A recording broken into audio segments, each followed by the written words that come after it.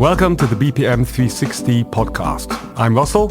And I'm Casper. And together we will help you navigate the treacherous waters of the BPM adoption journey. I hope you enjoy the podcast. Casper. Hey, Russell. Good. So, our second episode. Oh, yeah. How did you like the first one? I liked it.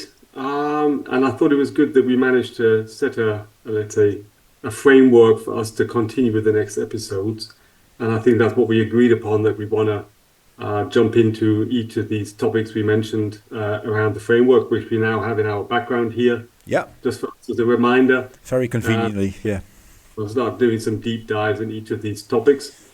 And just following up on the last episode, I was thinking about, because we did stress also who this podcast is for and what the real intention is, and also to a certain extent where we see the purpose in our doing and communication.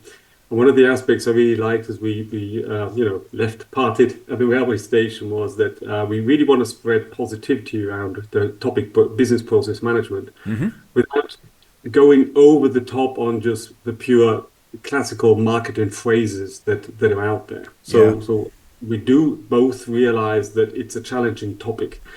And typically when reaching out to the practitioners, I always experience that there's a lot of frustration as well out there. So there's two key messages we want to bring in. It's worth investing the time.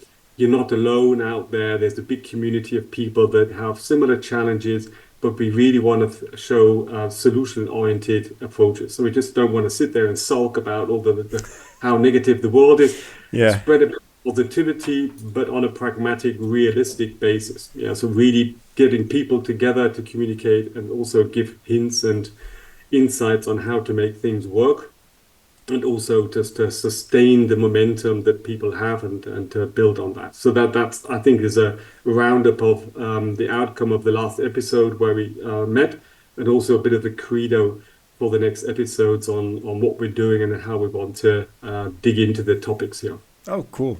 Yeah, because I totally agree. I mean, it's very easy to go all doom and gloom on implementing BPM because it's a vastly complex topic.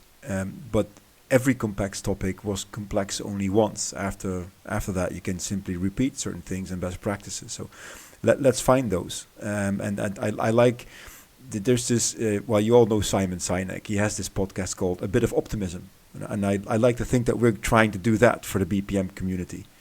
So just let's dive in episode number 2.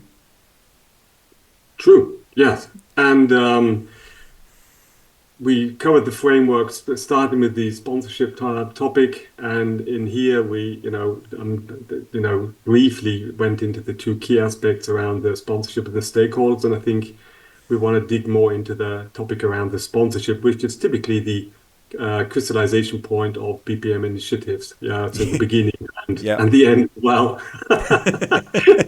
whatever that means. Absolutely, it revolves around the sponsorship. So maybe you want to just dig into the certain aspects around the sponsorship, and we just discuss what we think is vital to understand here when talking about this topic. Yeah, I think that's a great idea. So I think the first point I like to stress before we even dive into why having an executive sponsor is important is that whenever you start a BPM initiative, you can start it really small, and they typically they tend to start small, which is absolutely fine. It's perfect. So for the first time being, you would need, bless you, my friend, you would need to have a sponsor. The particular sponsor that we're talking about in this episode is the executive sponsor, and that is the person that you need to have on board if you want to scale a BPM project, either to a large part or maybe the entire organization. So everything that I would touch upon today is from that perspective, just to make that clear. Having said that, I think what is one of the main reasons why you need an executive sponsor? Well, I think it's not much more different than with any other project. You need somebody who provides a budget and who provides a mandate. I think these two things are quite important, because without them, what are you going to do? You'll just be living at the fate of some free time that you have and some willingness that people show to help you. If you really want to do let's say a professional implementation of anything, you need mandate, you need budget. Wouldn't you agree with that? Absolutely. However, when you say executive sponsorship, there's this ideal world where you go to the top of the top, and there's somebody with a big budget and a clear mandate, and then he has a big idea and he says, "But I've got the time. Let's start off small." And he hands over the budget with a big mandate, and you start working. So the ideal world, yes, that's. I think everybody would say agree. It says any initiative, any project is best case. You have the top sponsorship and clear mandate. Reality, I think, is more complex, and I think this especially with BPM, the balance between thinking big on holistic approaches and where you want to be. Understanding the journey there is very, as I said, it is more about building up capabilities in an organization, changing the company culture, going through steps of maturity on getting to this level. That requires a long span of intention from the sponsorship. Yeah, and then true. And I think especially the initiation point of you thinking start small. What does that actually mean? Typically, it's around some real pain point or one key initiative where BPM can prove itself, that its key principles are valid. And true. There is this return on invest or even in investing it that makes sense because it does it more holistically than any other project oriented approach. So I think here I think that the challenge is for this window of opportunity to address the sponsors, which could also be some kind of management board, and addressing them with let's say the elevator pitch on business process management. True. And this is where I see that there is sometimes it really is a narrow window of opportunity where certain even departments that have been thinking revolving around process orientation, like quality management, lean initiatives, or even IT oriented, I'm thinking, projects or in IT departments, that is sometimes really is, I know it sounds terrible, but to a certain extent, it's a bit of pure chance that they say that you have to identify and be attentive to say, now we have the possibility to speak up, develop a clear roadmap and lock it down onto a specific initiative that has a pain point currently in the organization that catches the attention of the sponsors, for them to go in boldly and then state your case. Yeah, and that's something of I know it sounds. I think it's always really interesting to see how often we take sometimes weeks or months on fine tuning the offering, on the pitch, and then really getting in the right moment to get just this attention to then get the budget allocated for a certain initiative where we are positive that it will have a positive impact, and we set all our focus on getting this running, and then constantly feeding the sponsor with the feedback he wants to hear from the organization. Yeah. So as I said, the ideal situation is I think clear where one wants to be, and I think it's good that we do dig more into, so what do we need the sponsor for at the beginning, during, and long term, and what role does he play, and how can you actually develop him, and in the collaboration and communication interactively with the BPM initiative to keep him on that high level of attentiveness that you require. But the starting point, the initialization point of grabbing the attention of the sponsor, that is something I think is super challenging. Because they've got absolutely on their plate, and they're always looking for the quick returns. So I think it comes down to identifying the real pain points, initiatives that really are strategic, and where the company is struggling currently to get it, let's say, first time right. But even Russell, if you go one step back, you might run into a situation. I mean, at the moment that you want to start up an initiative like BPM, one of the first things that you should be doing is determining who do I want to have as my executive sponsor, ideally. I mean, you can always have this little wish list of say, okay, I like to have that person or that person as an executive sponsor. And one of the main determination points, I think, is does the executive sponsor that you have in mind already has experience with BPM, or is it somebody that you need to make enthusiastic about BPM? Because that makes a big difference in your approach. And just from my own experience, in my previous company as a chemical manufacturing, we actually had a executive sponsor, which happened to be the CFO of the company, and he came from another company that was already engaged in BPM quite heavily. That really helps. I assume and I know that's a luxury position that you have. But sometimes you also need to have somebody who's like a greenfield, and you need to put in considerable effort to I would say to groom that person to be an executive sponsor and to educate that person so that he or she can exuberate the BPM mindset to his or her peers. Mm. And here I think around the topic of, I think we initially also started talking about, so what is BPM really about? And I think you mentioned transparency as one point. I talked about building the bridges, and we also were talking about transparency and allocating accountability and responsibilities. And I think this is like when you take BPM, the people sometimes they have a rough or clear understanding of process management. Yes, it's important. They somehow allocate it somewhere.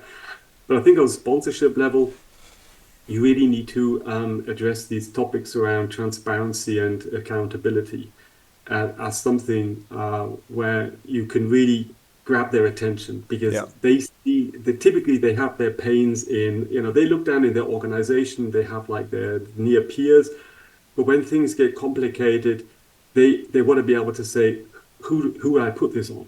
Who do I put this task on? Who do I put the responsibility on? Who can I grab and say, look, why isn't this working? Or, you make this work.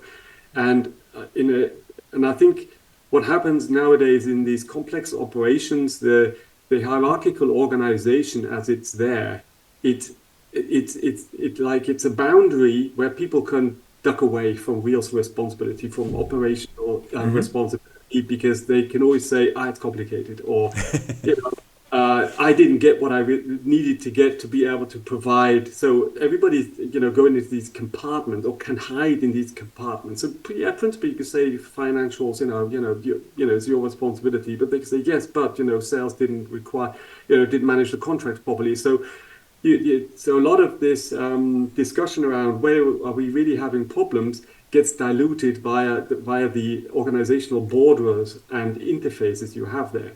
So that's why I think the topic of having like end-to-end responsibility is actually then saying, I want to hammer this down, and my outcome is the, let's say, customer satisfaction based on some, let's say, metric like on time in full. And I don't want to go into detail having to manage each of your excuses why you couldn't do your job because he couldn't do his job, and vice versa.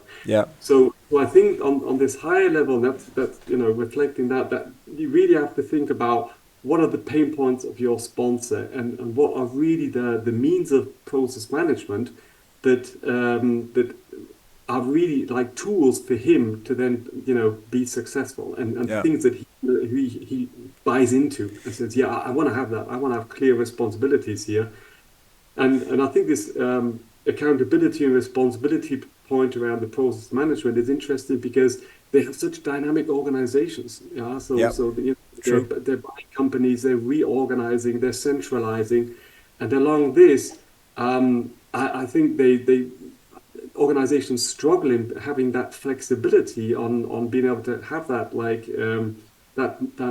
operations model that can grow and be scalable with an organization.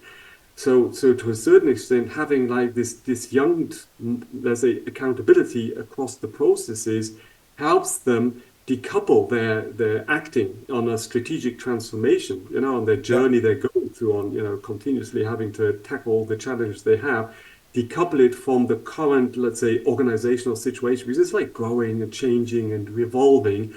But I think for the top level sponsors, they want to have like a virtual matrix organization they can grab onto, say, I need my operation to change and adapt, and I need some accountability here.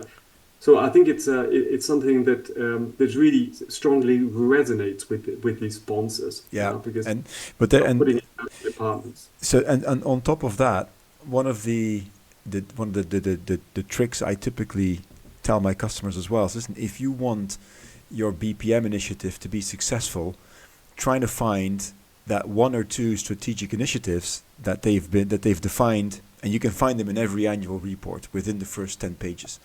Find them and connect to one or two of those where you have that clear connection to say, okay, so we want, as an example, we want to engage and grow in operational excellence. Well, operational excellence thrives on having a process management minded mindset, so to speak.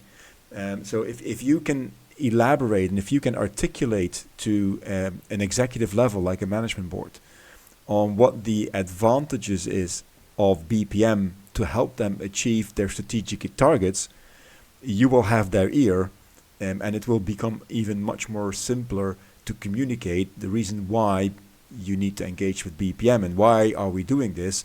Yes, because we want to achieve our strategic goals, and they are enabled, supported, facilitated, whatever the word is you want to choose, via the BPM philosophy. So that can help, and that's one way to make your executive sponsor, I would fall in love with BPM, because it's a courtship in the end. I know that's a very good example, and I also had one of my consultants, and we were looking at a maturity model for a company, and they want to realign their business BPM initiative and define the strategic goals, and they were saying, how should we do that? Should we take like these more generic objectives for BPM? And I said, no, look, come on, just check the website. I said, check the website. Exactly. Website and go to the, let's say, PR, investor relations site, and just look what the key topics are that they communicate to the outside world, that they stand. What is their mission? What do they really stand for? And there's this one utilities company, and clearly everything around sustainability and environment, and they have these some other things around procurement, that they make sure that their sourcing partners are also compliant and certified. I said, just take these 4 topics, and each one you argue what is the value of process management in the context of sustainability, where the processes and transparency around the processes and the risk and controls that need to be managed along these processes, where do they play, and then we tell the story from there. And so exactly as you say, so don't get out of the box of the classical, more generic principles of BPM, where it brings like generic value, like transparency and and whatever there is there. And there's a lot then. It's all valuable. Put it in context to the strategic pains that these sponsors have. If it's a CFO, maybe more financial related, but they also have a lot of compliance topics on their plate. Absolutely. CEO more around his operations, or do they have a growth strategy? So how are we going to support the merger acquisition, due diligence, like topics that the CEO may have in his growth strategy, or is it more around competitiveness and customer satisfaction? There's all these high level topics where you say, now break that down and say exactly what your initiative is going to help do better in the future, and that's how I think you get a good baseline on, and also identifying priorities in the initiatives you can do with BPM, ultimately which pilot you're going to pull out to prove your point. Yeah, absolutely. And then just to stay on the topic of the executive sponsor, might be good to just give a couple of arguments why you would need one, and then what I mean by that is, what are the good things that an executive sponsor can do for you? Imagine that you run a BPM project, so you are either the head of BPM, or you might even be, if you're in a mature company, you might be the global process owner for BPM. What can the executive sponsor do for you? Well, I think first of all, and first and foremost, alignment with the rest of the executive level people. Because even if your executive sponsor is a CFO, you still have a CEO, a COO, a CDO, God knows, a CHRO, whatever we have nowadays. They are on the board as well. And they need to stay aligned to why are you doing and why are you engaging in BPM. So that alignment is, I think, one of the key tasks that the executive sponsor should be doing. Another one is if you go one level down. So we're starting from this ideal world where you have an executive sponsor at the very top, which is not always the case, but let's start from there, and then just transpose it levels down if you need to. Another one that I think is really important is where the executive sponsor makes sure that he is the escalation resolution point for anything that happens on the lower levels. So imagine that you have a multinational company with various different business groups. Each of these business groups has typically a president or a vice president, but somebody who runs the business group. And you want those persons to see BPM as something that can help them instead of something that endangers their local kingdom. Because you all know when there's a business group structure, there will be local kingdoms. And you will have people who think, well, this is my turf and you're not getting on it. So that is something that an executive sponsor, I think, should be doing, is opening doors for you and making sure that the rest of the organization is ready for when you come along and say, okay, so let's talk about BPM and how are we going to implement this. And then two other ones, and then I'll give the word back to you, Russell, to see how you think about that. The third one, I would say, is that your executive sponsor should ideally also function as the chairman of your process governance board or process architecture board, whatever you want to call that, the group of wise people that own the processes. And finally, if you have a head of BPM or you have a global process owner of BPM, that's exactly where your executive sponsor has support. He needs to support those people and say, okay, so what do you need? Besides, of course, checking up on progress and saying, listen, are we according to plan? But also, where can I help to take away bottlenecks? And if you add that up into one picture, you'll see that your executive sponsor is pretty much a very important big spider in the web.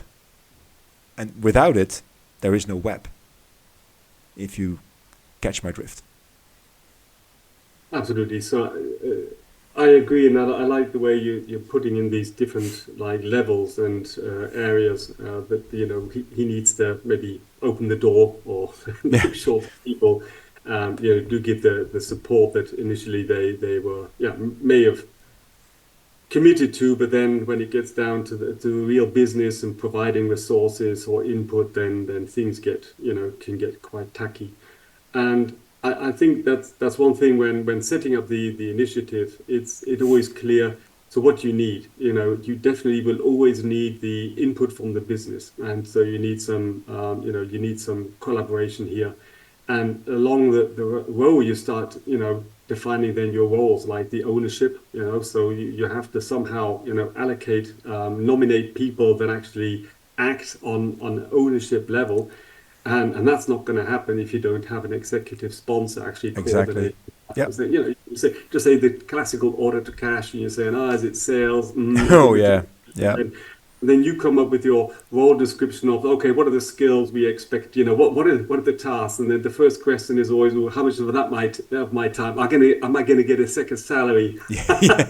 Oh yeah, absolutely. Yeah. Then latest, then you need the executive sponsor to raise his eyebrow and stop that discussion and say, oh yeah, is this the attitude?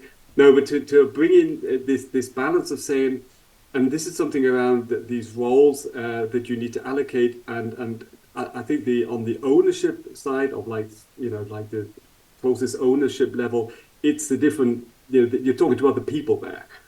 They really, and then sometimes there's this. It's more work for me, but then some people they understand. Oh, this is somehow like a bit of a power. I can claim ownership here. So some people really jump on it.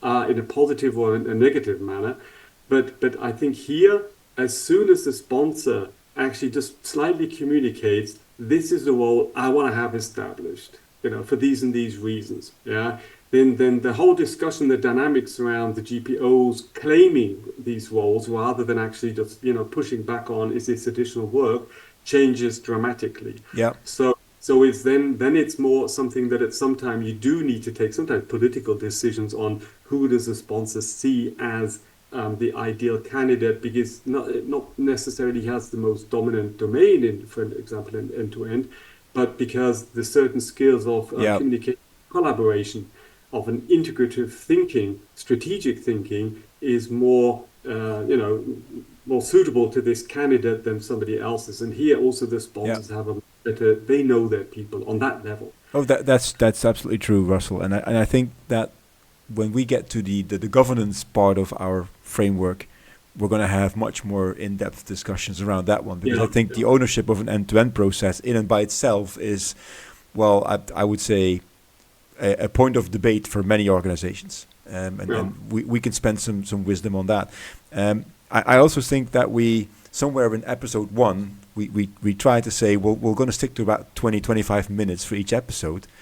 So we better wrap this one up, to be honest, so we don't keep people too long from what they're doing instead of listening to us. Any last words on the executive sponsor, Russell, before we close up this one? Yeah, maybe just summarized. I think it's obvious that it's such a vital element for success in a BPM initiative, like many other initiatives. The ideal world is of course the higher and the more clearer this sponsorship is communicated, the better. Grabbing the attention and finding, resonating with this sponsorship level, whatever level he is and whichever person you can address, is really to reflect what the value of BPM is in the context of his personal or her personal pains that she has on a strategic level. And there's lots and lots of points you can dig in there, but it's I think that summarize, it's very important that you do not take BPM as something that is just that is so obvious to other parties. So people that are working with BPM a long time, they get it and they're really into it, but you have to go out and say, what is the value, the service this offers to whoever we're talking to, but here specifically the executive sponsor on a strategic level, and really continuously work on that value contribution of BPM to the organization, and then with whatever executive sponsor you have on which level, then exactly really work and talk to him openly about the support he can offer and has to offer in order to support you. And I think when you have them as a sponsor, they get it, and they know their organization best, they know how to communicate with them best, and they can give you also exactly the advice that you need to be successful on your initiative. So it's not somebody who just opens up the money and gives budget, but it really is a partnership where you also can grow on the inputs from sponsors. And we've seen, I think you've also seen some great executive sponsors around this topic. Yeah, absolutely. And that just, sometimes really, caught me cold on their maybe wisdom on, how to make things happen. On a management corporate level. And that's how I think that the best ones, they practice what they preach, because that is such a powerful behavioral role modeling function that we even didn't touch upon today. But wise words, Russell. Thank you for that. And let's reconvene for episode number 3. Super. All right. Thanks. Cheers. Yeah. Bye. Bye.